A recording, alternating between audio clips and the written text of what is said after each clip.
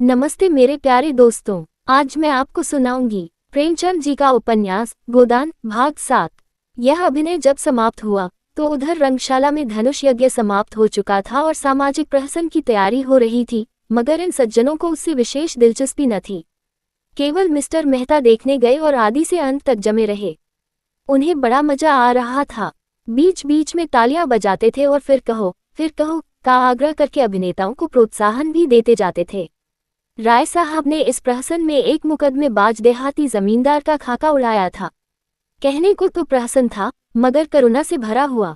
नायक का बात बात में कानून की धाराओं का उल्लेख करना, पत्नी पर केवल इसलिए मुकदमा दायर कर देना कि उसने भोजन तैयार करने में जरा सी देर कर दी, फिर वकीलों के नखरे और देहाती गवाहों की चालाकियां और झांसे, पहले गवाही के लिए चटपट तैयार हो जाना, मगर इजलास पर तलबी के समय खूब मुनावन कराना और नाना प्रकार की गरमाइशें करके उल्लू बनाना, ये सभी दृश्य देखकर लोग हंसी के मारे लौट जाते थे।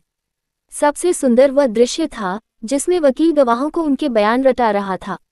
गवाहों का बार बार भूले करना, वकील का बिगड़ना, फिर नायक का देहाती बोली में गवाहों का समझाना और अंत में इजलास पर गवाहों का बदल जाना ऐसा सजीव और सत्य था कि मिस्टर मेहता उछल पड़े और तमाशा समाप्त होने पर नायक को गले लगा लिया और सभी नटों को एक एक मेडल देने की घोषणा की। राय साहब के प्रति उनके मन में श्रद्धा के भाव जाग उठे। राय साहब स्टेज के पीछे ड्रामे का संचालन कर रहे थे। मेहता दौड़कर उनके गले लिपट गए और मुग्ध होकर बोले, आपकी दृष्टि इतनी पैनी है, इसका मुझे अनुमान न था। दूसरे दिन जलपान के बाद शिकार का प्रोग्राम था। वहीं किसी नदी के तट पर बाग में भोजन बने, खूब जल क्रीड़ा की जाए और शाम को लोग घर आवे, देहाती जीवन का आनंद उठाया जाए। जिन मेहमानों को विशेष काम था वह तो विदा हो गए, केवल वही लोग बच रहे जिनकी राय साहब से घनिष्ठता थी। मिसेज खन्ना के सिर में दर्द था, न जा सकी, और संपादक जी इस मंडली से जले हुए थे और इनके विरुद्ध एक लेखमाला निकालकर इनकी खबर लेने के विचार में मग्न थे। सब के सब छटे हुए गुंडे हैं, हराम के पैसे उड़ाते हैं और मूंछों पर ताव देते हैं। दुनिया में क्या हो रहा है इन्हें क्या खबर, इनके पड़ोस में कौन मर रहा है इन्हें क्या परवाह, इन्हें तो अपने भोग विलास से काम है। यह मेहता जो फिलासफर बना फिरता है, उसे यही धुन है कि जीवन को संपूर्ण बनाओ। महीने में 1000 मार लाते हो, तुम्हें अख्तियार है जीवन को संपूर्ण बनाओ या परिपूर्ण बनाओ। जिसको यह फिक्र दबाए डालती है कि लड़कों का ब्याह कैसे हो, या बीमार स्त्री के लिए वैद्य कैसे आए, या आपके घर का किराया किसके घर से आएगा, वह अपना जीवन कैसे संपूर्ण बनाए। छूटे सार बने दूसरों के खेत में मुंह मारते फिरते हो और समझते हो संसार में सब सुखी हैं। तुम्हारी आंखें तब खुलेंगी जब क्रांति होगी और तुमसे कहा जाएगा, बचा खेत में चलकर हल जोतो। तब देखें तुम्हारा जीवन कैसे संपूर्ण होता है। और वह जो है मालती, जो 72 घाटों का पानी पीकर भी मिस बनी फिरती है, शादी नहीं करेगी, इससे जीवन बंधन में पड़ जाता है, और बंधन में जीवन का पूरा विकास नहीं होता। बस जीवन का पूरा विकास इसी में है कि दुनिया को लूटे जाओ और निर्द्वंद्व विलास किए जाओ। सारे बंधन तोड़ दो, धर्म और समाज को गोली मारो, जीवन कर्तव्यों को पास न फटकने दो, बस तुम्हारा जीवन संपूर्ण हो गया। इससे ज्यादा आसान और क्या होगा। माँ बाप से नहीं पटती, उन्हें धता बताओ, शादी मत करो, ये बंधन है, बच्चे होंगे, यह मोहपाश है, मगर टैक्स क्यों देते हो। कानून भी तो बंधन है, उसे क्यों नहीं तोड़ते, उससे क्यों कन्नी काटते हो। जानते हो न कि कानून की जरा भी अवज्ञा की और बेड़ियां पड़ जाएंगी। बस वही बंधन तोड़ो जिसमें अपने भोग लिप्सा में बाधा नहीं पड़ती। रस्सी को सांप बनाकर पीटो और तीसमारखा बनो। जीते सांप के पास जाओ ही क्यों, वह फुकार भी मारेगा तो लहरें आने लगेंगी। उसे आते देखो तो दुम दबाकर भागो। ये तुम्हारा संपूर्ण जीवन है। 8 बजे शिकार पार्टी चली। खन्ना ने कभी शिकार न खेला था, बंदूक की आवाज से कांपते थे, लेकिन मिस मालती जा रही थी, वह कैसे रोक सकते थे। मिस्टर तनखा को अभी तक इलेक्शन के विषय में बातचीत करने का अवसर न मिला था। शायद वहां वह अवसर मिल जाए। राय साहब अपने इलाके में बहुत दिनों से नहीं गए थे, वहां का रंग ढंग देखना चाहते थे।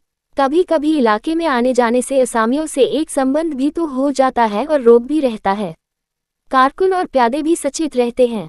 मिर्जा खुर्शीद को जीवन के नए अनुभव प्राप्त करने का शौक था, विशेषकर ऐसे जिनमें कुछ साहस दिखाना पड़े।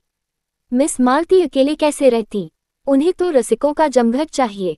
केवल मिस्टर मेहता शिकार खेलने के सच्चे उत्साह से जा रहे थे। राय साहब की इच्छा तो थी कि भोजन की सामग्री, रसोया, कहा खिदमतगार सब साथ चले, लेकिन मिस्टर मेहता ने इसका विरोध किया। खन्ना ने कहा, आखिर वहां भोजन करेंगे या भूखों मरेंगे? मेहता ने जवाब दिया, भोजन क्यों न करेंगे, लेकिन आज हम लोग खुद अपना सारा काम करेंगे। देखना तो चाहिए कि नौकरों के बगैर हम जिंदा रह सकते हैं या नहीं। मिस मालती पकाएगी और हम लोग खाएंगे।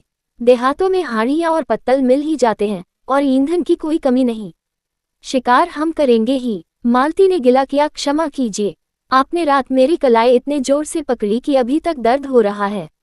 काम तो हम लोग करेंगे, आप केवल बताती जाएगा। मिर्जा खुर्शीद बोले, अजी आप लोग तमाशा देखते रहिएगा, मैं सारा इंतजाम कर दूंगा। बात ही कौन सी है, जंगल में हाड़ी और बर्तन ढूंढना हिमाकत है। हिरन का शिकार कीजिए, भूनिए, खाए और वहीं दरख्त के साए में खर्राटे लीजिए। यही प्रस्ताव स्वीकृत हुआ। 2 मोटरें चलीं, एक मिस मालती ड्राइव कर रही थी, दूसरी खुद राय साहब। कोई 20-25 मील पर पहाड़ी प्रांत शुरू हो गया। दोनों तरफ ऊंची पर्वतमाला दौड़ी चली आ रही थी। सड़क भी पेंचदार होती जाती थी। कुछ दूर की चढ़ाई के बाद एकाएक ढाल आ गया और मोटर वेग से नीचे की ओर चली। दूर से नदी का पाट नजर आया, किसी रोगी की भांति दुर्बल, निस्पंद। कगार पर एक घने वट वृक्ष की छांव में कारें रोक दी गईं और लोग उतरे। ये सलाह हुई कि 2-2 की टोली बने और शिकार खेलकर 12 बजे तक यहाँ आ जाए। मिस मालती मेहता के साथ चलने को तैयार हो गईं। खन्ना मन में एक कर रह गए। जिस विचार से आए थे उसमें जैसे पंचर हो गया। अगर जानते मालती दगा देगी तो घर लौट जाते, लेकिन राय साहब का साथ उतना रोचक न होते हुए भी बुरा न था। उनसे बहुत सी मुआमले की बातें करनी थी। खुर्शीद और तनखा बच रहे। उनकी टोली बनी बनाई थी। तीनों टोलियां एक एक तरफ चल दी। कुछ दूर तक पथरीली पगडंडी पर मेहता के साथ चलने के बाद मालती ने कहा, तुम तो चले ही जाते हो, जरा दम ले लेने दो। मेहता मुस्कुराए, अभी तो हम 1 मील भी नहीं आए, अभी से थक गई। थकी नहीं, लेकिन क्यों न जरा दम ले लो। जब तक कोई शिकार हाथ न आ जाए हमें आराम करने का अधिकार नहीं। मैं शिकार खेलने न आई थी। मेहता ने अनजान बनकर कहा, अच्छा, यह हमें न जानता था। फिर क्या करने आई थी? अब तुमसे क्या बताऊं। हिरनों का एक झुंड चरता हुआ नजर आया। दोनों एक चट्टान की आड़ में छिप गए और निशाना बांधकर गोली चलाई। निशाना खाली गया, झुंड भाग निकला। मालती ने पूछा, अब? कुछ नहीं, चलो फिर कोई शिकार मिलेगा। दोनों कुछ देर तक चुपचाप चलते रहे। फिर मालती ने जरा रुककर कहा, गर्मी के मारे बुरा हाल हो रहा है, आओ इस वृक्ष के नीचे बैठ जाएं। अभी नहीं, तुम बैठना चाहती हो तो बैठो। मैं तो नहीं बैठता, बड़े निर्दयी हो तुम। सच कहती हूँ, जब तक कोई शिकार न मिल जाए मैं बैठ नहीं सकता। तब तो तुम मुझे मार ही डालोगे। अच्छा बताओ, रात तुमने मुझे इतना क्यों सताया? मुझे तुम्हारे ऊपर बड़ा क्रोध आ रहा था। याद है तुमने मुझे क्या कहा था, तुम हमारे साथ चलेगा दिलदार। मैं न जानती थी तुम इतने शरीर हो। अच्छा सच कहना, तुम उस वक्त मुझे अपने साथ ले जाते। मेहता ने कोई जवाब न दिया, मानो सुना ही नहीं। दोनों कुछ दूर चलते रहे। एक तो जेठ की धूप, दूसरे पथरीला रास्ता। मालती थक कर बैठ गई। मेहता खड़े खड़े बोले, अच्छी बात है, तुम आराम कर लो, मैं यहीं आ जाऊंगा। मुझे अकेले छोड़कर चले जाओगे? मैं जानता हूँ तुम अपने रक्षा कर सकती हो। कैसे जानते हो? नए युग की देवियों की यही सिफत है, वह मर्द का आश्रय नहीं चाहती, उससे कंधा मिलाकर चलना चाहती है।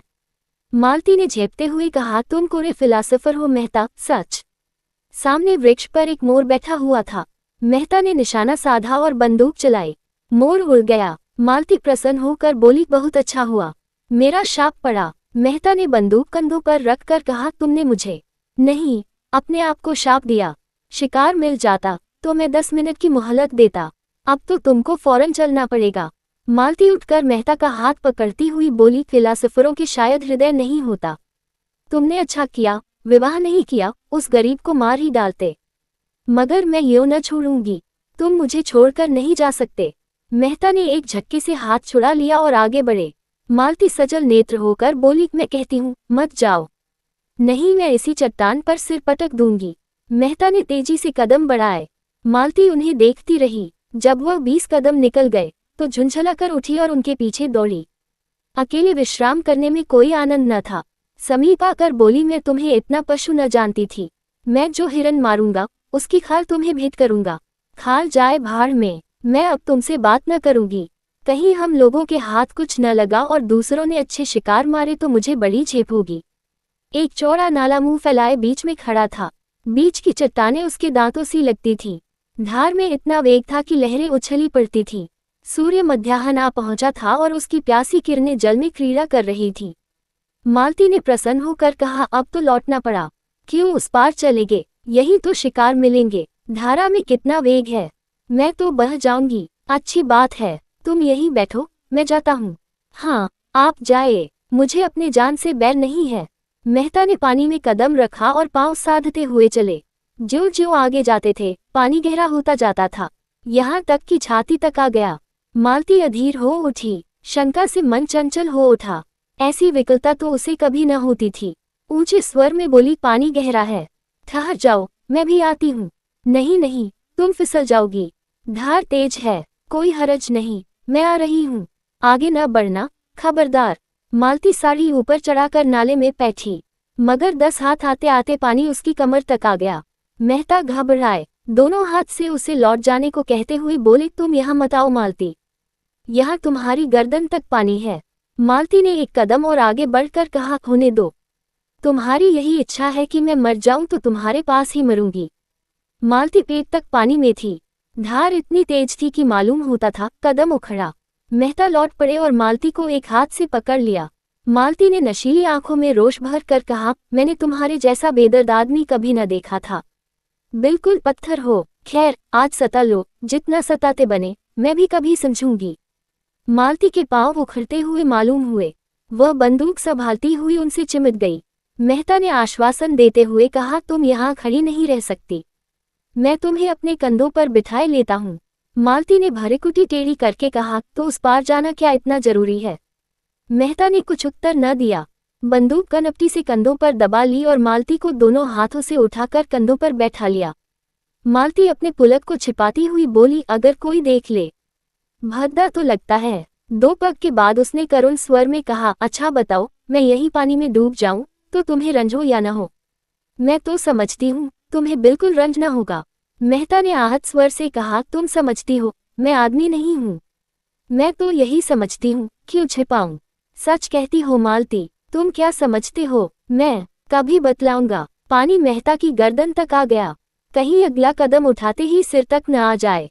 मालती का हृदय धक धक करने लगा। बोली, मेहता, ईश्वर के लिए अब आगे मत जाओ, नहीं, मैं पानी में कूद पड़ूंगी। उस संकट में मालती को ईश्वर याद आया, जिसका वह मजाक उड़ाया करती थी। जानती थी ईश्वर कहीं बैठा नहीं है जो आकर उन्हें उबार लेगा, लेकिन मन को जिस अवलंब और शक्ति की जरूरत थी, वह और कहाँ मिल सकती थी। पानी कम होने लगा था। मालती ने प्रसन्न होकर कहा, अब तुम मुझे उतार दो। नहीं नहीं, चुपचाप बैठी रहो, कहीं आगे कोई गड़ा मिल जाए। तुम समझते होगे ये कितनी स्वार्थहीन है, मुझे इसकी मजदूरी दे देना। मालती के मन में गुदगुदी हुई। क्या मजदूरी लोगे? यही कि जब तुम्हारे जीवन में ऐसा ही कोई अवसर आए तो मुझे बुला लेना। किनारे आ गए। मालती ने रेत पर अपने साड़ी का पानी निचोड़ा, जूते का पानी निकाला, मुंह हाथ धोया, पर ये शब्द अपने रहस्यमय आशय के साथ उसके सामने नाचते रहे। उसने इस अनुभव का आनंद उठाते हुए कहा, ये दिन याद रहेगा। मेहता ने पूछा, तुम बहुत डर रही थी? पहले तो डरी, लेकिन फिर मुझे विश्वास हो गया कि तुम हम दोनों की रक्षा कर सकते हो। मेहता ने गर्व से मालती को देखा, उनके मुख पर परिश्रम की लाली के साथ तेज था। मुझे ये सुनकर कितना आनंद आ रहा है, तुम ये समझ सकोगी मालती? तुमने समझाया कब? उल्टे और जंगलों में घसीटते फिरते हो और अभी फिर लौटती बार यही नाला पार करना पड़ेगा। तुमने कैसी आफत में जान डाल दी। मुझे तुम्हारे साथ रहना पड़े तो एक दिन न पटे। मेहता मुस्कुराए, इन शब्दों का संकेत खूब समझ रहे थे। तुम मुझे इतना दुष्ट समझती हो, और जो मैं कहूँ कि मैं तुमसे प्रेम करता हूँ तो तुम मुझसे विवाह करोगी? ऐसे काट कठोर से कौन विवाह करेगा? रात दिन जलाकर मार डालोगे। और मधुर नेत्रों से देखा, मानो कह रही हो, इसका आशय तुम खूब समझते हो, इतने बुद्धू नहीं हो। मेहता ने जैसे सचेत होकर कहा, तुम सच कहती हो मालती, मैं किसी रमणी को प्रसन्न नहीं रख सकता। मुझसे कोई स्त्री प्रेम का स्वांग नहीं कर सकती। मैं उसके अंतस्तल तक पहुंच जाऊंगा, फिर मुझे उससे अरुचि हो जाएगी। मालती कांप उठी। इन शब्दों में कितना सत्य था। उसने पूछा, अच्छा बताओ, तुम कैसे प्रेम से संतुष्ट होगे? बस यही कि जो मन में हो वही मुख पर हो।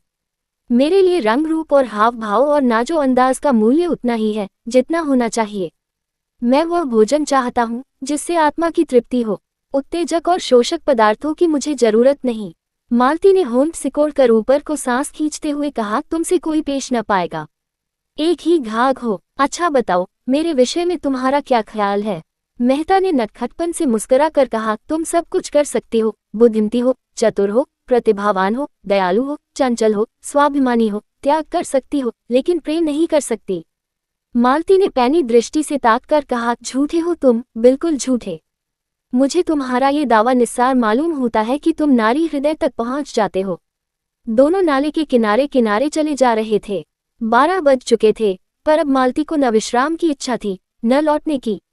आज के संभाषण में उसे एक ऐसा आनंद आ रहा था जो उसके लिए बिल्कुल नया था। उसने कितने ही विद्वानों और नेताओं को एक मुस्कान में, एक चितवन में, एक रसीले वाक्य में उल्लू बनाकर छोड़ दिया था। ऐसी बालू की दीवार पर वह जीवन का आधार नहीं रख सकती थी। आज उसे वह कठोर, ठोस, पत्थर सी भूमि मिल गई थी जो फावड़ों से चिनगारियां निकाल रही थी और उसकी कठोरता उसे उत्तरोत्तर मोहे लेती थी। धाया की आवाज हुई। एक लालसर नाले पर उड़ा जा रहा था। मेहता ने निशाना मारा। चिड़िया चोट खाकर भी कुछ दूर उड़ी, फिर बीच धार में गिर पड़ी और लहरों के साथ बहने लगी। अभी जाकर लाता हूँ। जाती कहाँ है? ये कहने के साथ वह रेत में दौड़े और बंदूक किनारे पर रख गुलाब से पानी में कूद पड़े और बहाव की ओर तैरने लगे, मगर आधा मील तक पूरा जोर लगाने पर भी चिड़िया न पा सके। चिड़िया मरकर भी जैसे उड़ी जा रही थी। सहसा उन्होंने देखा, एक युवती किनारे की एक झोपड़ी से निकली, चिड़िया को बहते देखकर साड़ी को जांघों तक चढ़ाया और पानी में घुस पड़ी। एक क्षण में उसने चिड़िया पकड़ ली और मेहता को दिखाती हुई बोली, पानी से निकल आओ बाबूजी, तुम्हारी चिड़िया ये है। मेहता युवती की चपलता और साहस देखकर मुग्ध हो गए। तुरंत किनारे की ओर हाथ चलाए और 2 मिनट में युवती के पास जा खड़े हुए। युवती का रंग था तो काला और वह भी गहरा, कपड़े बहुत ही मैले और फूहड़, आभूषण के नाम पर केवल हाथों में 2-2 मोटी चूड़ियां, सिर के बाल उलझे अलग अलग। मुखमंडल का कोई भाग ऐसा नहीं जिसे सुंदर या सुघड़ कहा जा सके, लेकिन उस स्वच्छ निर्मल जलवायु ने उसके कालेपन में ऐसा लावण्य भर दिया था और प्रकृति की गोद में पलकर उसके अंग इतने सुडौल, सुगठित और स्वच्छंद हो गए थे कि यौवन का चित्र खींचने के लिए उससे सुंदर कोई रूप न मिलता। उसका सबल स्वास्थ्य जैसे मेहता के मन में बल और तेज भर रहा था। मेहता ने उसे धन्यवाद देते हुए कहा, तुम बड़े मौके से पहुंच गई, नहीं मुझे न जाने कितनी दूर तैरना पड़ता। युवती ने प्रसन्नता से कहा, मैंने तुम्हें तैरते आते देखा तो दौड़ी। शिकार खेलने आए होंगे? हाँ, आए तो थे शिकार ही खेलने, मगर दोपहर हो गया और यही चिड़िया मिली है। तेंदुआ मारना चाहो तो मैं उसका ठौर दिखा दूं। रात को यहाँ रोज पानी पीने आता है, कभी कभी दोपहर में भी आ जाता है। फिर जरा सकुचा कर सिर झुकाए बोली, उसकी खाल हमें देनी पड़ेगी। चलो मेरे द्वार पर, वहाँ पीपल की छाया है। यहाँ धूप में कब तक खड़े रहोगे? कपड़े भी तो गीले हो गए हैं। मेहता ने उसकी देह में चिपकी हुई गीली साड़ी की ओर देखकर कहा, तुम्हारे कपड़े भी तो गीले हैं। उसने लापरवाही से कहा, हमारा क्या, हम तो जंगल के हैं। दिन दिन भर धूप और पानी में खड़े रहते हैं, तुम थोड़े ही रह सकते हो। लड़की कितनी समझदार है और बिल्कुल गंवार। तुम खाल लेकर क्या करोगी? हमारे दादा बाजार में बेचते हैं, यही तो हमारा काम है। लेकिन दोपहरी यहाँ काटे, तुम खिलाओगी क्या? युवती ने लजाते हुए कहा, तुम्हारे खाने लायक हमारे घर में क्या है? मक्के की रोटियां खाओ तो धरी हैं, चिड़िए का सालन पका दूंगी, तुम बताते जाना जैसे बनाना हो। थोड़ा सा दूध भी है। हमारी गैया को एक बार तेंदुए ने घेरा था, उसे सींगों से भगाकर भाग आई, तब से तेंदुआ उससे डरता है। लेकिन मैं अकेला नहीं हूँ, मेरे साथ एक औरत भी है। तुम्हारी घरवाली होगी? नहीं, घरवाली तो अभी नहीं है, जान पहचान की है। तो मैं दौड़कर उनको बुला लाती हूँ, तुम चलकर छाह में बैठो। नहीं नहीं, मैं बुला लाता हूँ, तुम थक गए होगे। शहर के रहिया जंगल में काहे आते होंगे, हम तो जंगली आदमी हैं, किनारे ही तो खड़ी होंगी। जब तक मेहता कुछ बोले वह हवा हो गई। मेहता ऊपर चढ़कर पीपल की छाह में बैठे तो इस स्वच्छंद जीवन से उनके मन में अनुराग उत्पन्न हुआ। सामने की पर्वतमाला दर्शन तत्व की भांति अगम्य और अनंत फैली हुई, मानो ज्ञान का विस्तार कर रही हो, मानो आत्मा उस ज्ञान को, उस प्रकाश को, उस अगम्यता को उसके प्रत्यक्ष विराट रूप में देख रही हो। दूर के एक बहुत ऊंचे शिखर पर एक छोटा सा मंदिर था जो उस अगम्यता में बुद्धि की भांति ऊंचा पर खोया हुआ सा खड़ा था, मानो वहां तक पर मारकर पक्षी विश्राम लेना चाहता है और कहीं स्थान नहीं पाता। मेहता इन्हीं विचारों में डूबे हुए थे कि युवती मिस मालती को साथ लिया आ पहुंचे। एक वन पुष्प की भांति धूप में खिली हुई, दूसरी गमले के फूल की भांति धूप में मुरझाए और निर्जीव। मालती ने बेदिली के साथ कहा, पीपल की छांव बहुत अच्छी लग रही है, क्यों? और यहाँ भूख के मारे प्राण निकले जा रहे हैं। युवती दो बड़े बड़े मटके उठा लाए और बोली, तुम जब तक यहीं बैठो, मैं अभी दौड़कर पानी लाती हूँ, फिर चूल्हा जला दूंगी और मेरे हाथ का खाओ तो मैं एक क्षण में बाटियां सेक दूंगी। नहीं, अपने आप सेक लेना। हाँ, गेहूं का आटा मेरे घर में नहीं है और यहाँ कहीं कोई दुकान भी नहीं है, किला दून। मालती को मेहता पर क्रोध आ रहा था। बोली, तुम यहाँ क्यों आकर पड़ रहे? मेहता ने चिढ़ाते हुए कहा, एक दिन जरा जीवन का आनंद भी तो उठाओ। देखो, मक्के की रोटियों में कितना स्वाद है। मुझसे मक्के की रोटियां खाई ही न जाएंगी और किसी तरह निगल भी जाऊं तो हजम न होंगी। तुम्हारे साथ आकर मैं बहुत पछता रही हूँ। रास्ते भर दौड़ा के मार डाला और अब यहाँ लाकर पटक दिया।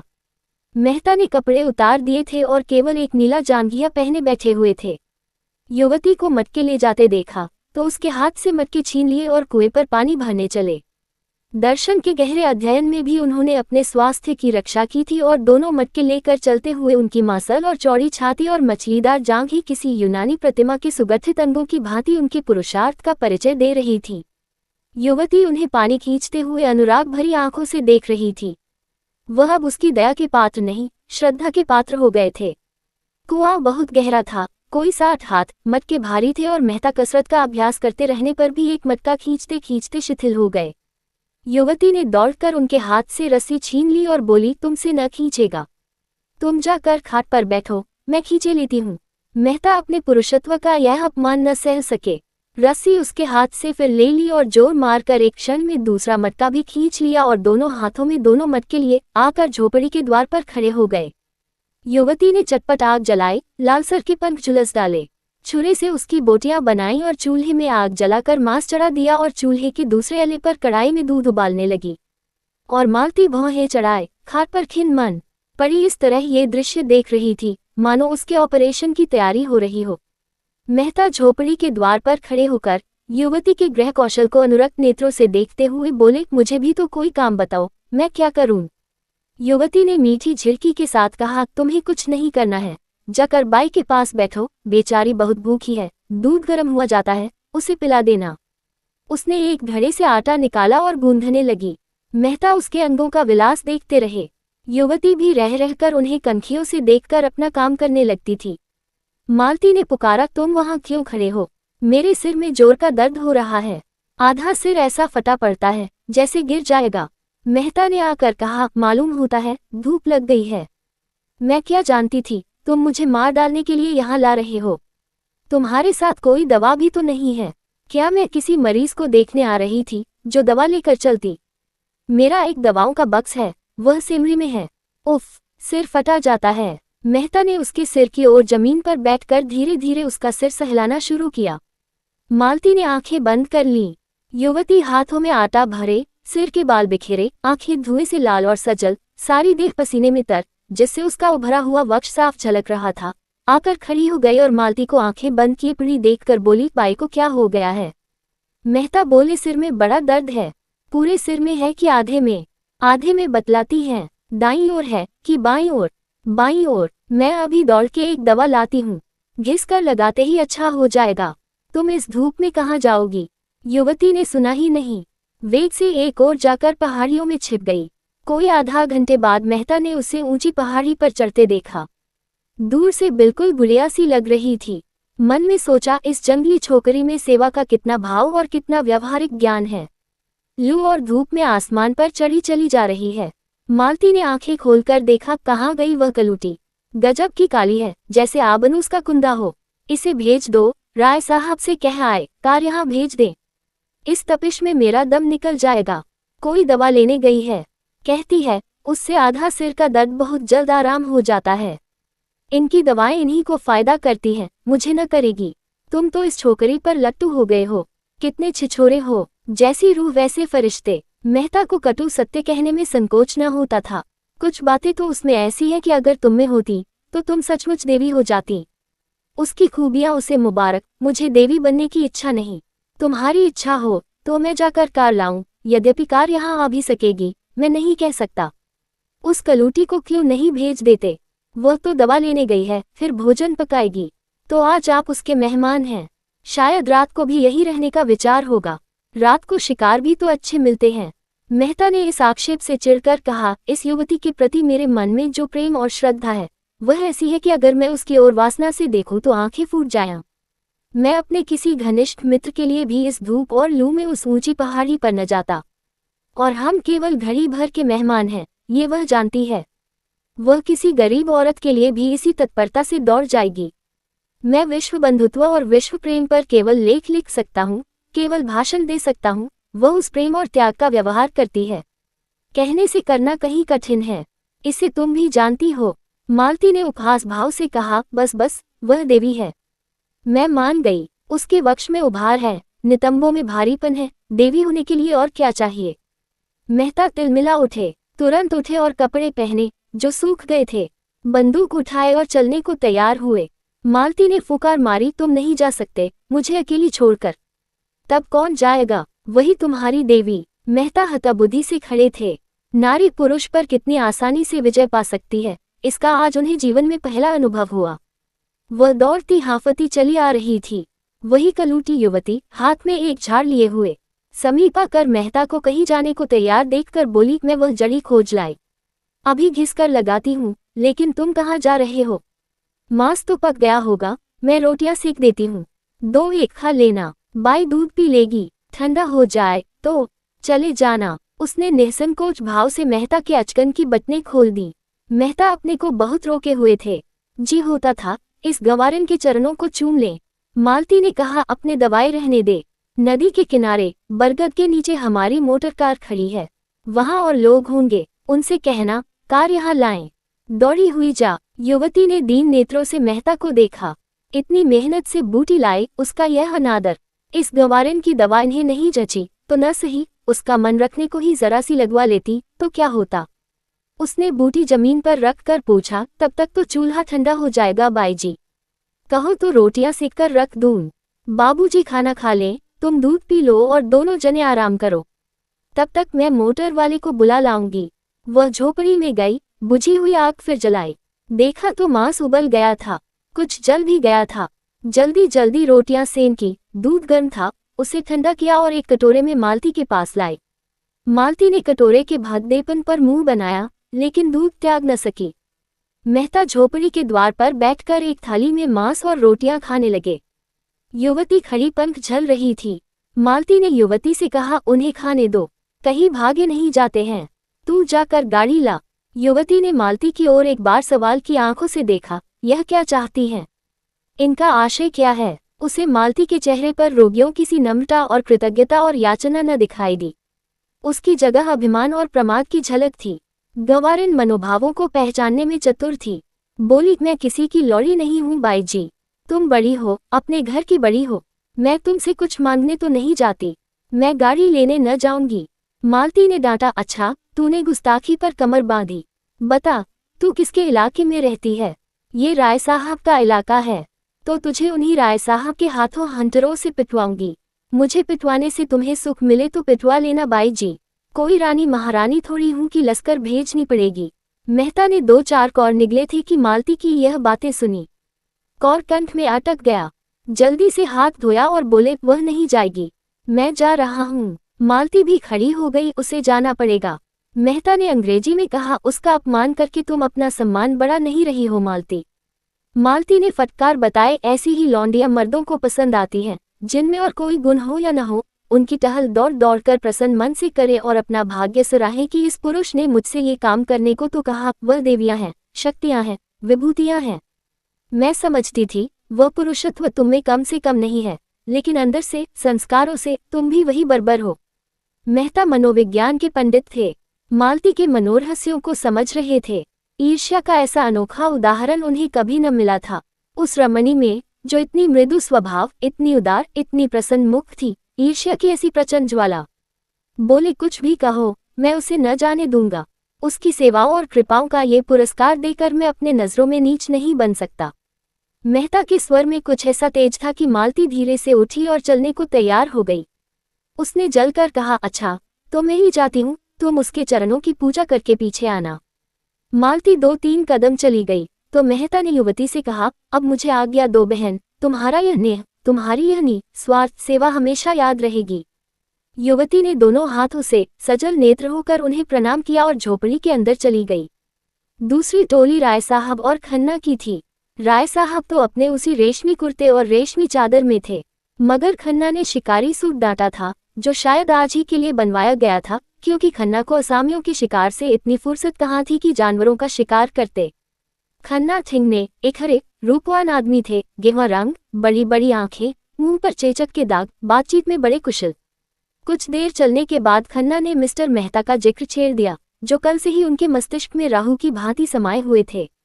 बोले, यह मेहता भी कुछ अजीब आदमी है, मुझे तो कुछ बना हुआ मालूम होता है। राय साहब मेहता की इज्जत करते थे और उन्हें सच्चा और निष्कपट आदमी समझते थे, पर खन्ना से लेन देन का व्यवहार था, कुछ स्वभाव से शांतिप्रिय भी थे, विरोध न कर सके। बोले, मैं तो उन्हें केवल मनोरंजन की वस्तु समझता हूँ, कभी उनसे बहस नहीं करता और करना भी चाहूँ तो उतनी विद्या कहाँ से लाऊं। जिसने जीवन के क्षेत्र में कभी कदम ही नहीं रखा, वह अगर जीवन के विषय में कोई नया सिद्धांत लापता है तो मुझे उस पर हंसी आती है। मजे से 1000 माहवार फटकारते हैं, न जोरू न जाता, न कोई चिंता न बाधा, वह दर्शन न बघारे तो कौन बघारे। आप निर्द्वंद्व रहकर जीवन को संपूर्ण बनाने का स्वप्न देखते हैं, ऐसे आदमी से क्या बहस की जाए। मैंने सुना चरित्र का अच्छा नहीं है, बेफिक्री में चरित्र अच्छा रह ही कैसे सकता है।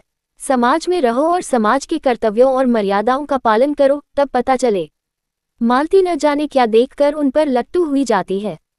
मैं समझता हूँ वह केवल तुम्हें जला रही है, मुझे वह क्या जलाएंगी बेचारी, मैं उन्हें खिलौने से ज्यादा नहीं समझता। ये तो न कहो मिस्टर खन्ना, मिस मालती पर जान तो देते हो तुम। यूं तो मैं आपको भी यही इल्जाम दे सकता हूँ, मैं सचमुच खिलौना समझता हूँ, आप उन्हें प्रतिमा बनाए हुए हैं। खन्ना ने जोर से कह कहा मारा, हालांकि हंसी की कोई बात न थी। अगर एक लोटा जल चढ़ा देने से वरदान मिल जाए तो क्या बुरा है। आपकी राय साहब ने जोर से कह कहा मारा, जिसका कोई प्रयोजन न था। तब आपने उस देवी को समझा ही नहीं। आप जितनी ही उसकी पूजा करेंगे उतना ही वह आपसे दूर भागेंगी, जितना ही दूर भागिएगा उतना ही आपकी ओर दौड़ेंगी। तब तो उन्हें आपकी ओर दौड़ना चाहिए था, मेरी ओर। मैं उस रसिक समाज से बिल्कुल बाहर हूँ मिस्टर खन्ना, सच कहता हूँ। मुझमें जितनी बुद्धि, जितना बल है, वह इस इलाके के प्रबंध में ही खर्च हो जाता है। घर के जितने प्राणी हैं सभी अपनी अपनी धुन में मस्त, कोई उपासना में, कोई विषय वासना में, को काहू में मगन, को काहू में मगन, और इन सब अजगरों को भक्ष्य देना मेरा काम है, कर्तव्य है। मेरे बहुत से ताल्लुकेदार भाई भोग विलास करते हैं, यह मैं जानता हूँ, मगर वह लोग घर फूंक कर तमाशा देखते हैं। कर्ज का बोझ सिर पर लदा जा रहा है, रोज डिग्रियां हो रही हैं, जिससे लेते हैं उसे देना नहीं जानते, चारों तरफ बदनाम। मैं तो ऐसी जिंदगी से मर जाना अच्छा समझता हूँ। मालूम नहीं किस संस्कार से मेरी आत्मा में जरा सी जान बाकी रह गई, जो मुझे देश और समाज के बंधन में बांधे हुए है। सत्याग्रह आंदोलन छिड़ा, मेरे सारे भाई शराब कबाब में मस्त थे, मैं अपने को न रोक सका, जेल गया और लाखों रुपए की जेरबारी उठाए और अभी तक उसका तावान दे रहा हूँ। मुझे उसका पछतावा नहीं है, बिल्कुल नहीं, मुझे उसका गर्व है। मैं उस आदमी को आदमी नहीं समझता जो देश और समाज की भलाई के लिए उद्योग न करे और बलिदान न करे। मुझे क्या यह अच्छा लगता है कि निर्जीव किसानों का रक्त चूसूं और अपने परिवार वालों की वासनाओं की तृप्ति के साधन जुटाऊं, मगर क्या करूं। जिस व्यवस्था में पला और जिया, उससे घृणा होने पर भी उसका मोह त्याग नहीं सकता और उसी चरखे में रात दिन पड़ा हुआ हूं कि किसी तरह इज्जत आबरू बची रहे और आत्मा की हत्या न होने पाए। ऐसा आदमी मिस मालती क्या किसी भी मिस के पीछे नहीं पड़ सकता, और पड़े तो उसका सर्वनाश ही समझिए। हाँ, थोड़ा सा मनोरंजन कर लेना दूसरी बात है। मिस्टर खन्ना भी साहसी आदमी थे, संग्राम में आगे बढ़ने वाले। 2 बार जेल हो आए थे, किसी से दबना न जानते थे, खद्दर पहनते थे और फ्रांस की शराब पीते थे। अवसर पड़ने पर बड़ी बड़ी तकलीफें झेल सकते थे। जेल में शराब छुई तक नहीं, और एक क्लास में रहकर भी सी क्लास की रोटियां खाते रहे। हालांकि उन्हें हर तरह का आराम मिल सकता था, मगर रण क्षेत्र में जाने वाला रथ भी तो बिना तेल के नहीं चल सकता। उनके जीवन में थोड़ी सी रसिकता लाजमी थी। बोले, आप सन्यासी बन सकते हैं, मैं तो नहीं बन सकता। मैं तो समझता हूँ जो भोगी नहीं है वह संग्राम में भी पूरे उत्साह से नहीं जा सकता। जो रमणी से प्रेम नहीं कर सकता उसके देश प्रेम में मुझे विश्वास नहीं। राय साहब मुस्कुराए। आप मुझी पर आवाजें कसने लगे। आवाज नहीं है, तत्व की बात है। शायद हो। आप अपने दिल के अंदर बैठ कर देखिए तो पता चले। मैंने तो बैठ कर देखा है, और मैं आपको विश्वास दिलाता हूँ, वहां और चाहे जितनी बुराइयां हो, विषय की लालसा नहीं है। तब मुझे आपके ऊपर दया आती है। आप जो इतने दुखी और निराश और चिंतित हैं, इसका एकमात्र कारण आपका निग्रह है। मैं तो यह नाटक खेल कर रहूंगा, चाहे दुख खान ही क्यों न हो। वह मुझसे मजाक करती है, दिखाती है कि मुझे तेरी परवाह नहीं है, लेकिन मैं हिम्मत हारने वाला मनुष्य नहीं हूँ। मैं अब तक उसका मिजाज नहीं समझ पाया। कहाँ निशाना ठीक बैठेगा, इसका निश्चय न कर सका। जिस दिन ये कुंजी मिल गई, बस फतह है। लेकिन वह कुंजी आपको शायद ही मिले। मेहता शायद आपसे बाजी मार ले जाया। एक हिरन कई हिरनियों के साथ चल रहा था, बड़ी सींगों वाला, बिल्कुल काला। राय साहब ने निशाना बांधा। खन्ना ने रोका। क्यों हत्या करते हो यार, बेचारा चल रहा है, चरने दो। धूप तेज हो गई, आइए कहीं बैठ जाया, आपसे कुछ बातें करनी है। राय साहब ने बंदूक चलाई, मगर हिरन भाग गया। बोले एक शिकार मिला भी तो निशाना खाली गया। एक हत्या से बचे। हाँ कहिए, क्या कहने जा रहे थे? आपके इलाके में ऊख होती है बड़ी कसरत से, तो फिर क्यों न हमारे शुगर मिल में शामिल हो जाए। हिस्से धड़ाधड़ बिक रहे हैं। आप ज्यादा नहीं, 1000 हिस्से खरीद लें। गजब किया, मैं इतने रुपए कहाँ से लाऊंगा? इतने नामी इलाकेदार और आपको रुपयों की कमी। कुल 50,000 ही तो होते हैं, उनमें भी अभी 25% ही देना है। नहीं भाई साहब, मेरे पास इस वक्त बिल्कुल रुपए नहीं हैं। रुपए जितने चाहें मुझसे लीजिए, बैंक आपका है। हाँ, अभी आपने अपनी जिंदगी इंश्योर न कराई होगी। मेरी कंपनी में एक अच्छी सी पॉलिसी लीजिए। 100-200 रुपए तो आप बड़ी आसानी से हर महीने दे सकते हैं और इकट्ठी रकम मिल जाएगी 40-50 हजार। लड़कों के लिए इससे अच्छा प्रबंध आप नहीं कर सकते। हमारी नियमावली देखिए, हम पूर्ण सहकारिता के सिद्धांत पर काम करते हैं। दफ्तर और कर्मचारियों के खर्च के सिवा नफे की एक पाई भी किसी की जेब में नहीं जाती। आपको आश्चर्य होगा कि इस नीति से कंपनी चल कैसे रही है। और मेरी सलाह से थोड़ा सा स्पेकुलेशन का काम भी शुरू कर दीजिए। ये जो सैकड़ों करोड़पति बने हुए हैं, सब इसी स्पेकुलेशन से बने हैं। रुई, शक्कर, गेहूं, रबर, किसी जिन्स का सट्टा कीजिए, मिनटों में लाखों का वारा न्यारा होता है। काम जरा अटपटा है, बहुत से लोग गच्चा खा जाते हैं, लेकिन वही जो अनाड़ी हैं, आप जैसे अनुभवी, सुशिक्षित और दूरंदेश लोगों के लिए इससे ज्यादा नफे का काम ही नहीं। बाजार का चढ़ाव उतार कोई आकस्मिक घटना नहीं, इसका भी विज्ञान है। एक बार उसे गौर से देख लीजिए, फिर क्या मजाल की धोखा हो जाए। राय साहब कंपनियों पर अविश्वास करते थे, एक बार इसका उन्हें कड़वा अनुभव हो भी चुका था, लेकिन मिस्टर खन्ना को उन्होंने अपनी आंखों के सामने बढ़ते देखा था और उनकी कार्यक्षमता के कायल हो गए थे। अभी 10 साल पहले जो व्यक्ति बैंक में क्लर्क था, वह केवल न अपने अध्यवसाय, पुरुषार्थ और प्रतिभा से शहर में पुजता है। उसकी सलाहों की उपेक्षा न की जा सकती थी। इस विषय में अगर खन्ना उनके पथ प्रदर्शक हो जाए तो उन्हें बहुत कुछ कामयाबी हो सकती है। ऐसा अवसर क्यों छोड़ा जाए? तरह तरह के प्रश्न करते रहे। सहसा एक देहाती एक बड़ी सी टोकरी में कुछ जड़ें, कुछ पत्तियां, कुछ फूल लिए जाता नजर आया। खन्ना ने पूछा, अरे क्या बेचता है? देहाती सकपका गया, डरा कहीं बेगार में न पकड़ जाए। बोला, कुछ तो नहीं मालिक, यही घास पात है। क्या करेगा इनको? बेचूंगा मालिक, जड़ी बूटी है। कौन कौन सी जड़ी बूटी है, बता। देहाती ने अपना औषधालय खोलकर दिखलाया। मामूली चीजें थीं, जो जंगल के आदमी उखाड़ कर ले जाते हैं और शहर में अत्तारों के हाथ 2-4 आने में बेच आते हैं। जैसे मकोए, कंघी, सहदे या कुकरौंदो, धतूरे के बीज, मदार के फूल, करंजे, घुमची आदि। हर एक चीज दिखाता था और रटे हुए शब्दों में उनके गुण भी बयान करता जाता था। यह मकोए है सरकार। ताप हो, मंदाग्नि हो, तिल्ली हो, धड़कन हो, शूल हो, खांसी हो, एक खुराक में आराम हो जाता है। ये धतूरे के बीज हैं, मालिक गठिया हो, बाई हो। खन्ना ने दाम पूछा, उसने 8 आने कहे। खन्ना ने 1 रुपया फेंक दिया और उसे पड़ाव तक रखाने का हुक्म दिया। गरीब ने मुंह मांगा दाम ही नहीं पाया, उसका दुगुना पाया। आशीर्वाद देता चला गया। राय साहब ने पूछा, आप ये घास पात लेकर क्या करेंगे? खन्ना ने मुस्करा कर कहा, इनकी अशर्फियां बनाऊंगा। मैं कीमियागर हूँ, यह आपको शायद नहीं मालूम। तो यार, वह मंत्र हमें भी सिखा दो। हाँ हाँ, शौक से। मेरी शागिर्दी कीजिए। पहले 1.25 सेर लड्डू ला कर चढ़ाए, तब बतलाऊंगा। बात यह है कि मेरा तरह तरह के आदमियों से साबका पड़ता है। कुछ ऐसे लोग भी आते हैं जो जड़ी बूटियों पर जान देते हैं। उनको इतना मालूम हो जाए कि यह किसी फकीर की दी हुई बूटी है, फिर आपकी खुशामद करेंगे, नाक रगड़ेंगे और आप वह चीज़ उन्हें दे दें तो हमेशा के लिए आपके ऋणी हो जाएंगे।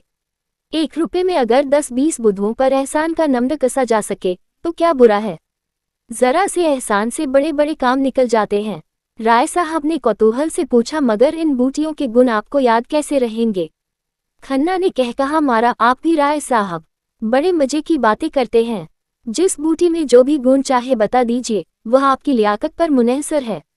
सेहत तो रुपए में 8 आने विश्वास से होती है।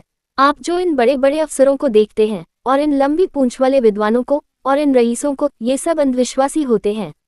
मैं तो वनस्पति शास्त्र के प्रोफेसर को जानता हूँ जो कुकरौंधों का नाम भी नहीं जानते। इन विद्वानों का मजाक तो हमारे स्वामी जी खूब उड़ाते हैं। आपको तो कभी उनके दर्शन न हुए होंगे। अब कि आप आएंगे तो उनसे मिलाऊंगा। जब से मेरे बगीचे में ठहरे हैं, रात दिन लोगों का तांता लगा रहता है। माया तो उन्हें छू भी नहीं गई, केवल एक बार दूध पीते हैं। ऐसा विद्वान महात्मा मैंने आज तक नहीं देखा। न जाने कितने वर्ष हिमालय पर तप करते रहे, पूरे सिद्ध पुरुष हैं। आप उनसे अवश्य दीक्षा लीजिए। मुझे विश्वास है आपकी यह सारी कठिनाइयां छूमंतर हो जाएंगी। आपको देखते ही आपका भूत भविष्य सब कह सुनाएंगे। ऐसे प्रसन्न मुख हैं कि देखते ही मन खिल उठता है। ताज्जुब तो ये है कि खुद इतने बड़े महात्मा हैं, मगर सन्यास और त्याग, मंदिर और मठ, संप्रदाय और पंथी, इन सब को ढोंग कहते हैं, पाखंड कहते हैं। रूढ़ियों के बंधन को तोड़ो और मनुष्य बनो। देवता बनने का ख्याल छोड़ो। देवता बनकर तुम मनुष्य न रहोगे। राय साहब के मन में शंका हुई। महात्माओं में उन्हें भी वह विश्वास था जो प्रभुता वालों में आमतौर पर होता है। दुखी प्राणी को आत्मचिंतन में जो शांति मिलती है, उसके लिए वह भी लालायित रहते थे। जब आर्थिक कठिनाइयों से निराश हो जाते, मन में आता संसार से मुंह मोड़कर एकांत में जा बैठे और मोक्ष की चिंता करें। संसार के बंधनों को वह भी साधारण मनुष्यों की भांति आत्मोन्नति के मार्ग की बाधाएं समझते थे और इनसे दूर हो जाना ही उनके जीवन का भी आदर्श था। लेकिन संन्यास और त्याग के बिना बंधनों को तोड़ने का और क्या उपाय है? लेकिन जब वह संन्यास को ढोंग कहते हैं तो खुद क्यों संन्यास लिया है? उन्होंने संन्यास कब लिया है साहब? वह तो कहते हैं आदमी को अंत तक काम करते रहना चाहिए। विचार स्वातंत्र्य उनके उपदेशों का तत्व है। मेरी समझ में कुछ नहीं आ रहा है। विचार स्वातंत्र्य का आशय क्या है?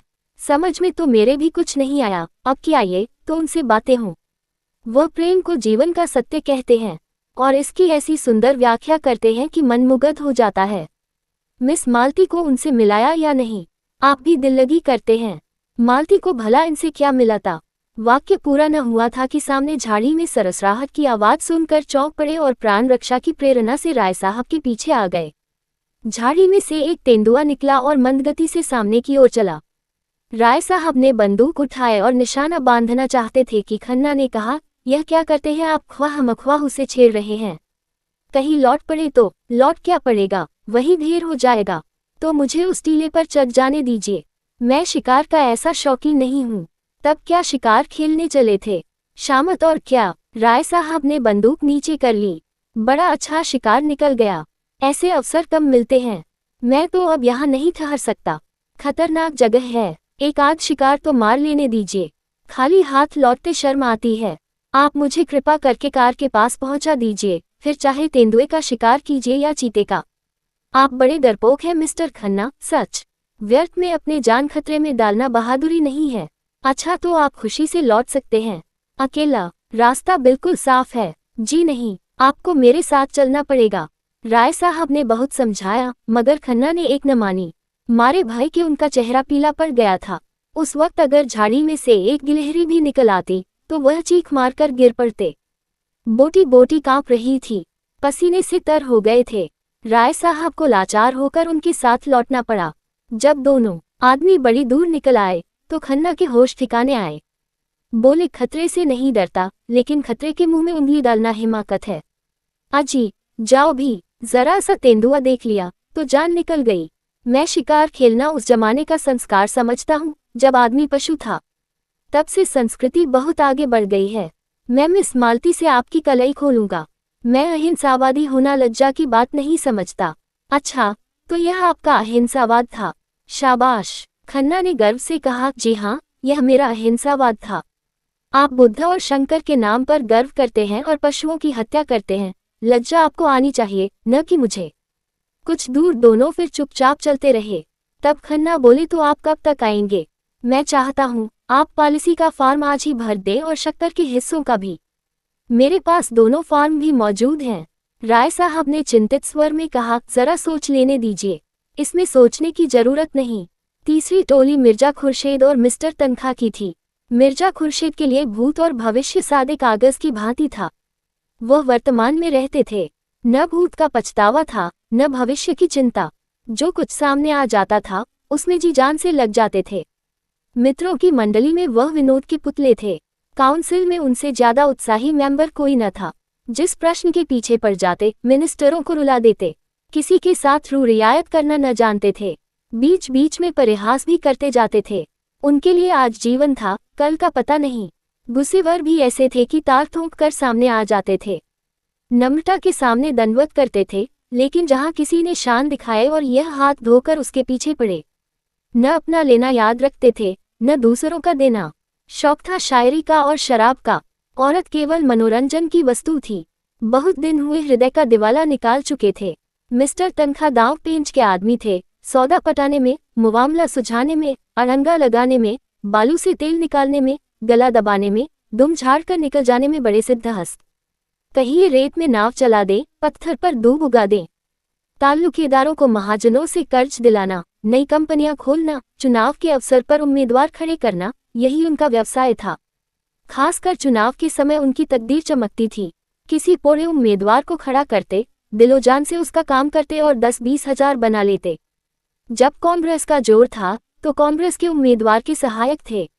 जब सांप्रदायिक दल का जोर हुआ तो हिंदू सभा की ओर से काम करने लगे, मगर इस उलटफेर के समर्थन के लिए उनके पास ऐसी दलीलें थीं कि कोई उंगली न दिखा सकता था। शहर के सभी रईस, सभी हुकाम, सभी अमीरों से उनका याराना था। दिल में चाहे लोग उनकी नीति पसंद न करें, पर वह स्वभाव के इतने नम्र थे कि कोई मुंह पर कुछ न कह सकता था। मिर्जा खुर्शीद ने रुमाल से माथे का पसीना पोंछकर कहा, आज तो शिकार खेलने के लायक दिन नहीं है। आज तो कोई मुशायरा होना चाहिए था। वकील ने समर्थन किया, जी हाँ, वही बाग में बड़ी बहार रहेगी। थोड़ी देर के बाद मिस्टर तनखा ने मामले की बात छेड़ी। आपके चुनाव में बड़े बड़े गुल खिलेंगे, आपके लिए भी मुश्किल है। मिर्जा विरक्त मन से बोले, अब की मैं खड़ा ही न हूँगा। तनखा ने पूछा, क्यों? मुफ्त की बकबक कौन करे, फायदा ही क्या? मुझे अब इस डेमोक्रेसी में भक्ति नहीं रही। जरा सा काम और महीनों की बहस। हाँ, जनता की आंखों में धूल झोंकने के लिए अच्छा स्वांग है। इससे तो कहीं अच्छा है कि एक गवर्नर रहे, चाहे वह हिंदुस्तानी हो या अंग्रेज, इससे बहस नहीं।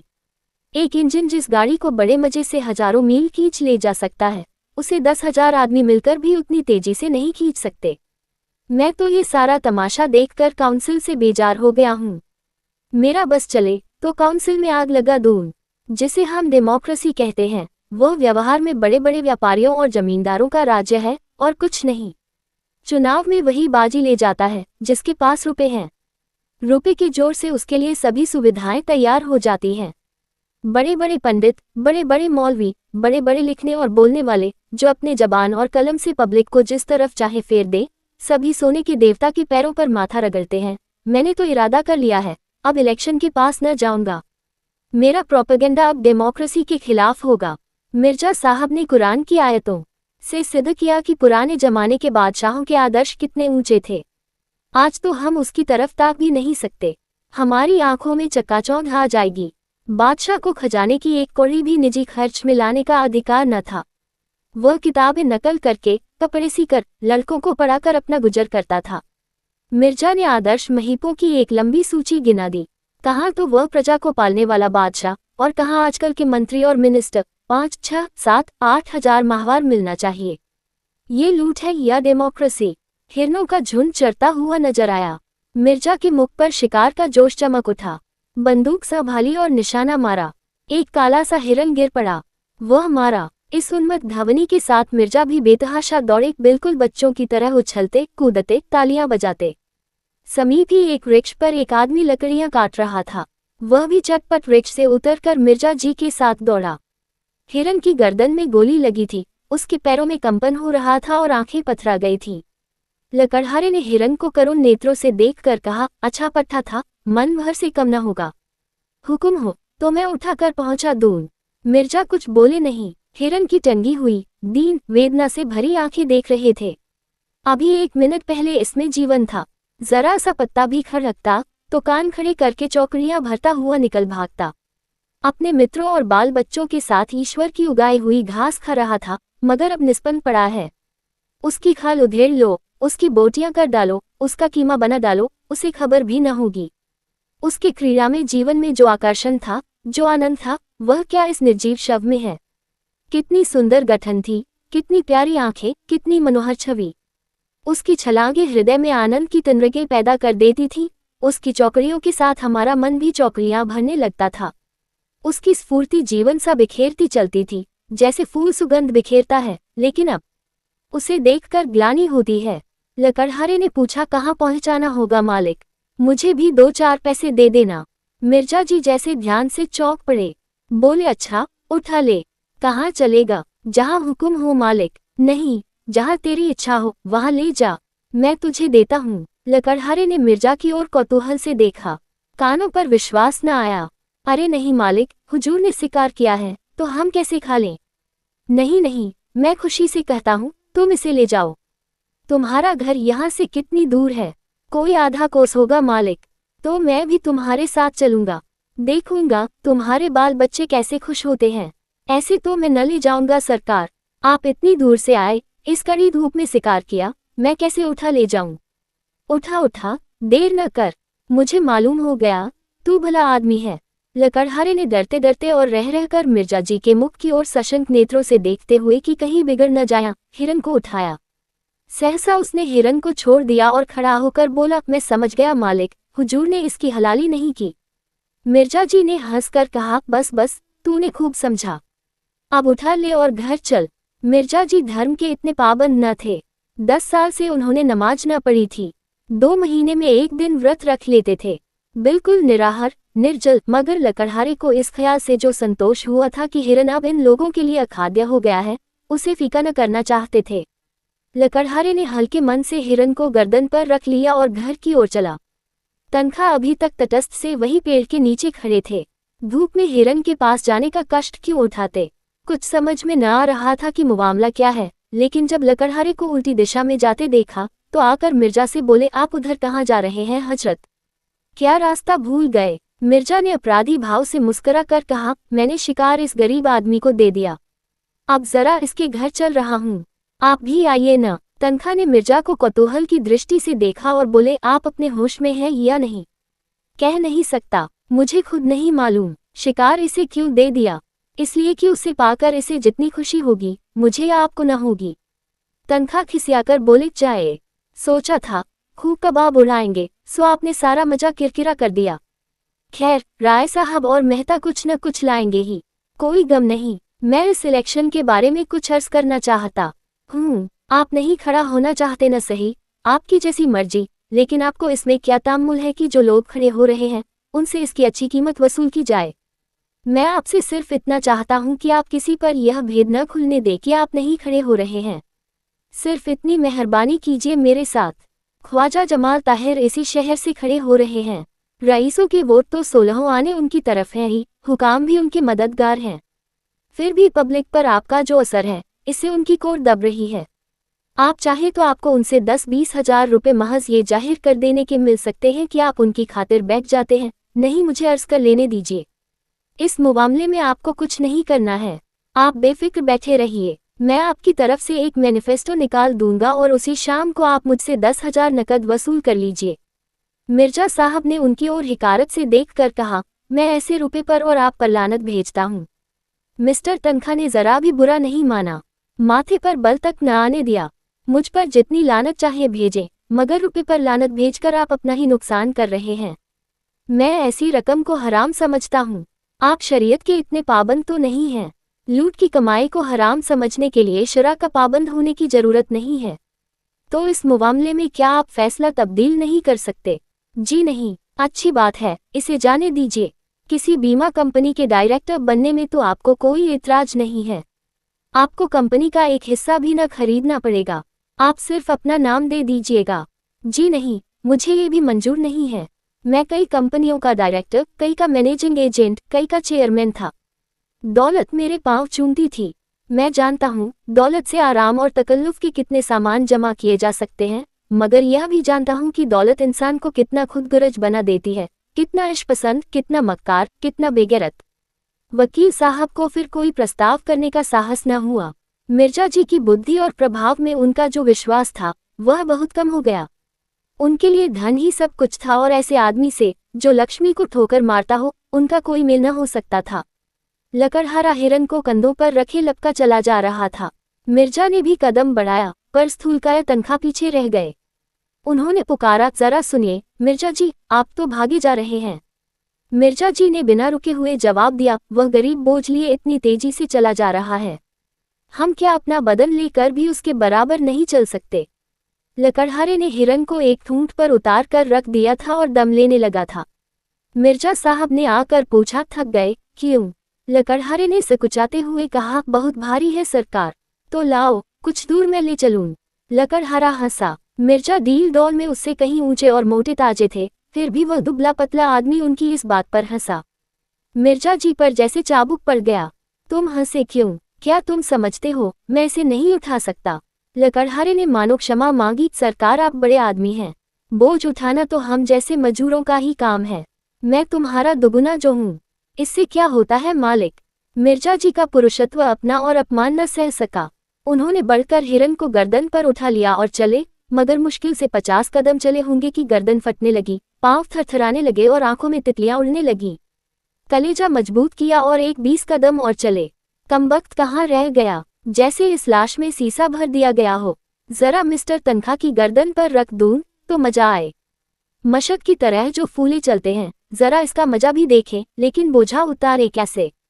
दोनों अपने दिल में कहेंगे, बड़ी जवामदी दिखाने चले थे। 50 कदम में छी बोल गए। लकड़हारे ने चुटकी ली, कहो मालिक, कैसे रंग ढंग हैं? बहुत हल्का है न? मिर्जा जी को बोझ कुछ हल्का मालूम होने लगा। बोले, उतनी दूर तो ले ही जाऊंगा जितनी दूर तुम लाए हो। कई दिन गर्दन दुखेगी मालिक। तुम क्या समझते हो मैं यूं ही फूला हुआ हूँ? नहीं मालिक, अब तो ऐसा नहीं समझता। मुदा आप हैरान न हो, वह चट्टान है, उस पर उतार दीजिए। मैं अभी इसे इतनी ही दूर और ले जा सकता हूँ, मगर यह अच्छा तो नहीं लगता कि मैं ठाला चलूं और आप लदे रहें। मिर्जा साहब ने चट्टान पर हिरन को उतार कर रख दिया। वकील साहब आ पहुंचे। मिर्जा ने दाना फेंका, अब आपको भी कुछ दूर ले चलना पड़ेगा जनाब। वकील साहब की नजरों में अब मिर्जा जी का कोई महत्व न था। बोले, मुआफ कीजिए, मुझे अपनी पहलवानी का दावा नहीं है, बहुत भारी नहीं है सच। अजी, रहने भी दीजिए। आप अगर इसे 100 कदम ले चलें तो मैं वादा करता हूँ, आप मेरे सामने जो तजवीज रखेंगे उसे मंजूर कर लूंगा। मैं इन चकमों में नहीं आता। मैं चकमा नहीं दे रहा हूँ, वल्लाह। आप जिस हल्की से कहेंगे खड़ा हो जाऊंगा, जब हुक्म देंगे बैठ जाऊंगा। जिस कंपनी का डायरेक्टर, मेंबर, मुनीम, कन्वेसर, जो कुछ कहिएगा बन जाऊंगा। बस 100 कदम ले चलिए। मेरी तो ऐसे ही दोस्तों से निपटी है जो मौका पड़ने पर सब कुछ कर सकते हों। तनखा का मन चुलबुला उठा। मिर्जा अपने कॉल के पक्के हैं, इसमें कोई संदेह न था। हिरन ऐसा क्या बहुत भारी होगा? आखिर मिर्जा इतनी दूर ले ही आए। बहुत ज्यादा थके तो नहीं जान पड़ते, अगर इनकार करते हैं तो सुनहरा अवसर हाथ से जाता है। आखिर ऐसा क्या कोई पहाड़ है? बहुत होगा, 4-5 पंसेरी होगा। 2-4 दिन गर्दन ही तो दुखेगी। जेब में रुपए हों तो थोड़ी सी बीमारी सुख की वस्तु है। 100 कदम की रही। हाँ, 100 कदम। मैं गिनता चलूंगा, देखिए निकल न जाएगा। निकल जाने वाले पर लानत भेजता हूँ। तनखा ने जूते का फीता फिर से बांधा, कोट उतार कर लकड़हारे को दिया, पतलून ऊपर चढ़ाया, रुमाल से मुंह पोंछा और इस तरह हिरन को देखा मानो ओखली में सिर देने जा रहे हैं। फिर हिरन को उठाकर गर्दन पर रखने की चेष्टा की।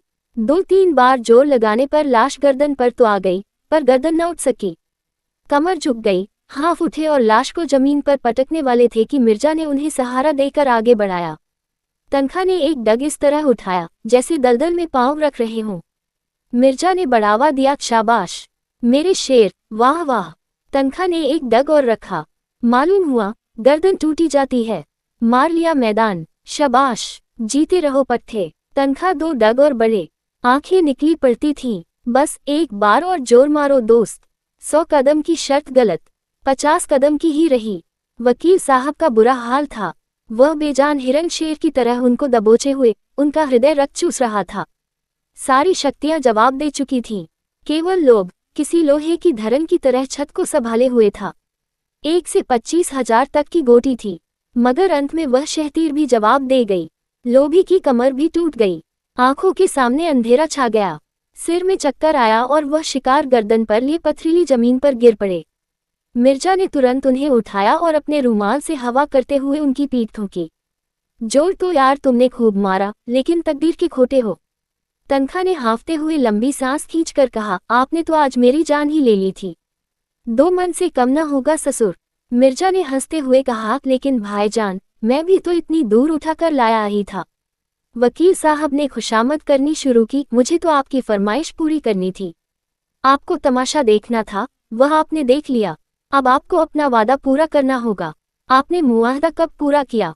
कोशिश तो जान तोड़ कर की, इसकी सनद नहीं। लकड़हारे ने फिर हिरन उठा लिया और भागा चला जा रहा था।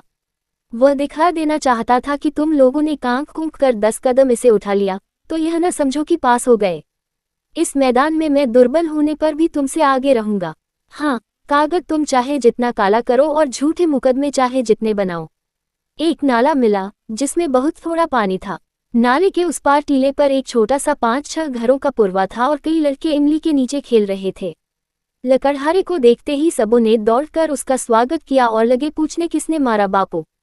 कैसे मारा? कहाँ मारा? कैसी गोली लगी? कहाँ लगी? इसी को क्यों लगी और हिरनों को क्यों न लगी? लकड़हारा हाँ करता इमली के नीचे पहुंचा और हिरन को उतार कर पास की झोपड़ी से दोनों महानुभावों के लिए खाट लेने दौड़ा। उसके चारों लड़कों और लड़कियों ने शिकार को अपने चार्ज में ले लिया और अन्य लड़कों को भगाने की चेष्टा करने लगे। सबसे छोटे बालक ने कहा, ये हमारा है। उसकी बड़ी बहन ने, जो 14-15 साल की थी, मेहमानों की ओर देखकर छोटे भाई को डांटा, चुप, नहीं सिपाही पकड़ ले जाएगा। मिर्जा ने लड़के को छेड़ा, तुम्हारा नहीं, हमारा है। बालक ने हिरन पर बैठकर अपना कब्जा सिद्ध कर दिया और बोला, बापू तो लाए हैं। बहन ने सिखाया, कह दे भैया तुम्हारा है। इन बच्चों की माँ बकरी के लिए पत्तियां तोड़ रही थी। 2 नए भले आदमियों को देखकर जरा सा घूंघट निकाल लिया और शर्माई कि उसकी साड़ी कितनी मैली, कितनी फटी, कितनी उटंगी है।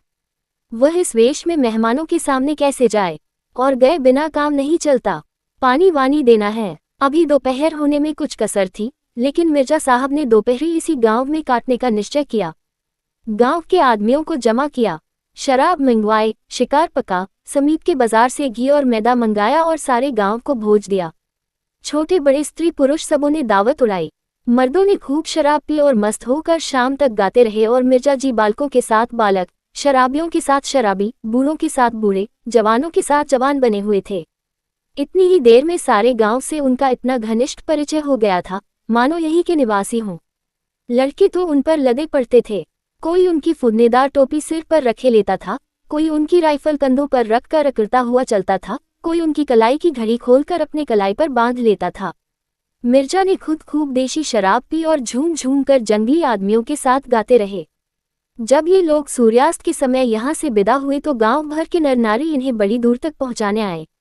कई तो रोते थे। ऐसा सौभाग्य उन गरीबों के जीवन में शायद पहली बार आया हो कि किसी शिकारी ने उनकी दावत की हो।